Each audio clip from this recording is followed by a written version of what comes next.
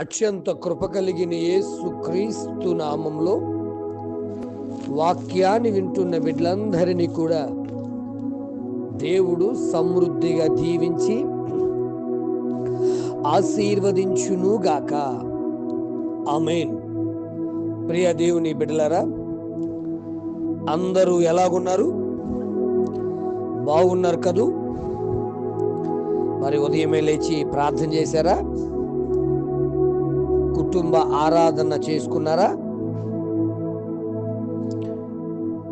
ఏ ఊర్లో ఉన్నా, ఎక్కడున్నా, ఎంత దూర ప్రాంతాల్లో ఉన్నా, ఒకవేళ బంధువుల ఇంటికి వెళుతున్నా, ప్రార్థన సమయాన్ని మాత్రం వ్యర్థంగా గడపొద్దు. ప్రార్థన చేస్తూ ఉండండి. ఆ ప్రార్థనే మన జీవితాలకి ఎన్నో మేలు తెస్తూ ఉంటుంది. ఆదికాండము 26 అధ్యాయము 28వ వచనంలో మరి ఫిలిస్తీయులు ఇస్సాకుతో అంటున్న మాట, యెహోవా నీకు తోడయుండుట చూచితిమి అనే మాట. ప్రియ దేవుని బిడ్డలారా, ఇస్సాకు ఫిలిస్తీన్ దేశమైనటువంటి గెరారులో నివసించాడు. అక్కడ చాలా కష్టాలు ఎదురయ్యాయి. కరువు వచ్చింది.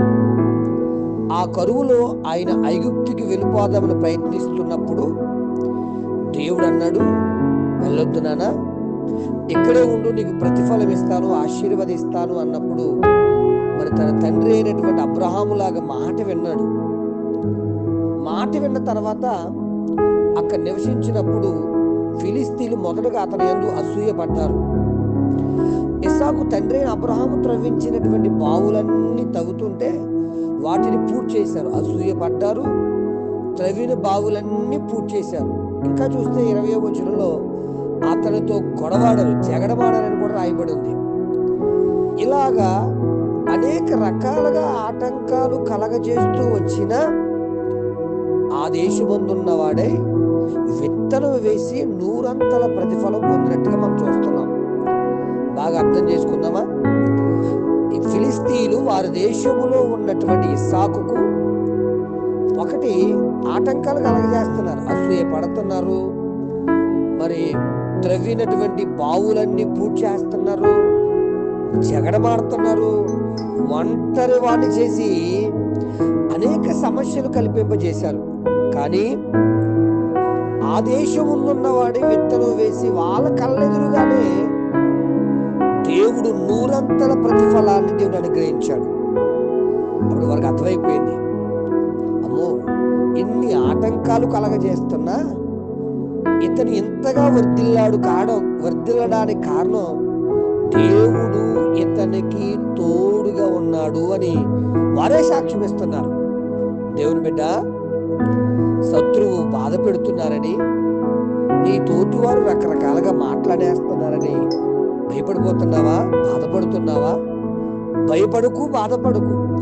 ఇస్సాకులాగా దేవుడు ఏ పని చెబితే ఆ పని చేయడానికి నువ్వు ఇష్టపడి ఆయన మాట ప్రకారం జీవించు. అది నీకు కొంత అవమానకరముగా కనిపించినా నీ శత్రువే వచ్చి నీ దగ్గరకు వచ్చి దేవుడు నీకు తోడై ఉన్నాడు కాబట్టి కార్యం జరిగింది అని సాక్ష్యం ఇచ్చే రోజు ఒకటి వస్తుంది. నీ శత్రువుల ఎదుట నీకు భోజనం సిద్ధపరిచే రోజు ఒకటి వస్తుంది. బిడ్డ, గమనిస్తావా దయచేసి? ఫిలిస్తీయులు వచ్చి ఇస్సాకుతో మాట్లాడుతున్న మాట, దేవుడు నీకు తోడై ఉండుట మేము చూశాం, అందుకే బావులు మూసేస్తున్నా, మేము జగడం పెట్టినా, నేను ఇబ్బందులు పెడుతున్నా, దేవుడు ఉన్న చోట 100 ఆశీర్వాదాన్ని దేవుడికి ఇచ్చాడు. ఒక మాట చెప్పనండి, ఏసేపు గారిని కూడా అంతే కదండి. అన్నలు కొట్టేశారు, ఇష్మాయిల్ని కమ్మేశారు, వాళ్ళు పోతీఫర్కి అమ్మేశారు. పోతీఫర్ భార్య లేనిపోయిన తప్పులన్నీ ఆయన మీద మోపి జైల్లో వేసేసింది. ఈ అన్నీ వేసేసిన మాట వింటాడు దయచేసి. ఆదికాండం 39 అధ్యాయం 3-4 వచనాలు, మళ్ళీ చివరి 2 వచనాలు మీరు చదివినట్లయితే మరి ఏసేపుకు దేవుడు తోడుగా ఉండడు ఆ మనుషులు చూసినప్పుడు మరి ఆ అధికారి, సరసాల అధికారి తీసుకెళ్ళి ఆ చెరసాల్లో ఖైదీల మీద అధికారిగా పెట్టేశాడు. అబ్బా, వండర్ఫుల్ కదండి. దేవుడు నీకు తోడుగా ఉంటే ఎంతమంది ఎన్ని ఆటంకాలు కలగజేసినా వాళ్ళ కళ్ళెదురుగానే వెతుకుతూ ఉంటాం, వారు కళ్ళెదురుగానే వర్తిల్తూ ఉంటాం. చివరికి తనకు అన్నలకు కూడా ఆహారాన్ని సదుపాయము చేసేటంత గొప్పవాడిగా మార్చాడు. అంత గొప్ప విషయము కదండి. ఇక మూడో విషయం కూడా చూద్దామా. మొదటి సమూయేలు గ్రంథం 18వ అధ్యాయం 12వ వచనం చూసినప్పుడు, దేవుడు మనకు తోడుగా ఉండడం చూసినప్పుడు మనకు అపకారం చేసేవాడు కూడా హాని చేయడానికి భయపడతాడు. చూడండి, మరి గొలియాతును చంపిన తర్వాత సౌలు గారికి మరి దావీదు గారంటే అసూయ పుట్టేసింది. చంపేద్దామా అన్నట్టుగా ప్రయత్నాలు చేస్తున్నాడు. కానీ ఎన్నిసార్లు ప్రయత్నాలు చేస్తున్నా దావీదును చంపలేకపోతున్నాడు. సరికదా, దావీదంటే భయం పట్టుకుంది. బిడ్డ, మరి ఈ రోజున దేవుడు నీకు తోడుగా ఉంటే నీ శత్రువు ఎదుట నువ్వు గొప్ప స్థితిలోకి వెళ్తావు. నీ స్నేహితులు బంధువుల మధ్య నువ్వు గొప్ప ఉన్నతమైన స్థితిలోకి తీసుకొస్తాడు దేవుడు. అంతేకాదు, నీకు ఎవడైనా హాని చెయ్యాలని చూస్తే నిన్ను చూస్తే ఆడికి భయం పట్టుకుంటుంది. కారణం, దేవుడు నీకు తోడుగా ఉన్నాడు. మరి దేవుడు మనకు తోడుగా ఉండాలి, మనం ఏం చేయాలి? ఒకటి, పరిశుద్ధంగా ఉండాలి. యేసేపు పరిశుద్ధంగా తన జీవితాన్ని కాపాడుకున్నాడు. ఇస్సాకు కూడా తన జీవితాన్ని పరిశుద్ధంగా కాపాడుకున్నాడు. కాబట్టే ఫిలిస్తీన్లు భయపడుతున్నారు. వాళ్ళంత సైన్యం ఉన్నా ఇస్సాకును చూసి భయపడిపోవడం కారణం అతని పరిశుద్ధుడిగా ఉన్నాడు. రెండు, ప్రభు చెప్పినట్టుగా చెయ్యాలి. ఇస్సాకు కరువులో ఉండమంటే ఉండిపోయాడంతే. దైవ చిత్తానికి లోబడిపోవాలి. అలా పరిశుద్ధంగా ఉంటూ దైవ చిత్తాన్ని నెరవేరుస్తూ మాట వింటూ లోబడుతూ ఉంటే తప్పకుండా దేవుడు నీకు నాకు తోడుగా ఉండి తన అద్భుత కార్యాన్ని ఈ రోజే జరిగించి నీకు నాకు అందరికీ వాక్యం వింటున్న బిడ్డలకు ఉన్నతమైన భవిష్యత్తును దేవుడే అనుగ్రహించును గాక. ఆమేన్. తండ్రి, నీకు స్తోత్రాలు అయ్యా. ఇస్సాకు నీ మాట విని ఎక్కడుండమంటే అక్కడ ఉండి లోబడి పరిశుద్ధ జీవితాన్ని కాపాడుకుంటూ నీ చిత్తము నెరవేర్చగలిగాడు. కాబట్టి ఆటంకాలన్నీ అధిగమించాడు.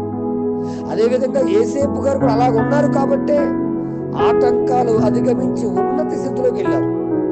అదేవిధంగా దావీదు గారు ఉన్నారు. కాబట్టే ప్రభువా ఆయన కూడా తన శత్రువు అయినటువంటి సౌలుకి భయపడక ధైర్యంగా ముందుకు సాగాడు. నైనా అటువంటి పరిశుద్ధత, అటువంటి లోబడే జీవితాలు మరి వాక్యం వింటున్న నీ బిడ్డలందరికీ వారి కుటుంబాలకు అనుగ్రహించి నీ సన్నిధిని వీరికి తోడుగా ఉంచి ఆశీర్వాదాలు, దీవెనలు మీ కుటుంబాల్లో కృమ్మరించమని. ఇంతవరకు ఒకవేళ అనేక ఆటంకాలు, ఫిలిస్తీన్లు కలగజేస్తున్న ఆటంకాలు, అసూయ అనే ఆటంకం, జగడం అనే ఆటంకం, రోగం అనే ఆటంకం, మరి ఆశీర్వాదాన్ని పూడ్చివేసేటువంటి ఆటంకాలు కలిగిస్తూ ఉంటే ఈరోజే నీ బిడ్డల పక్షాన కార్యాలు జరిగించమని, నడిపించి వర్ధలింపజేసి భద్రపరచమని యేసు నామమున అడుగుచున్నాను తండ్రి. ఆమేన్. ప్రార్థనా కొరకు నా సెల్ నంబర్ 9866958571. ప్రభు కృప మీకు తోడుగా ఉండును గాక. ఆమేన్. అందరికీ వందనాలు.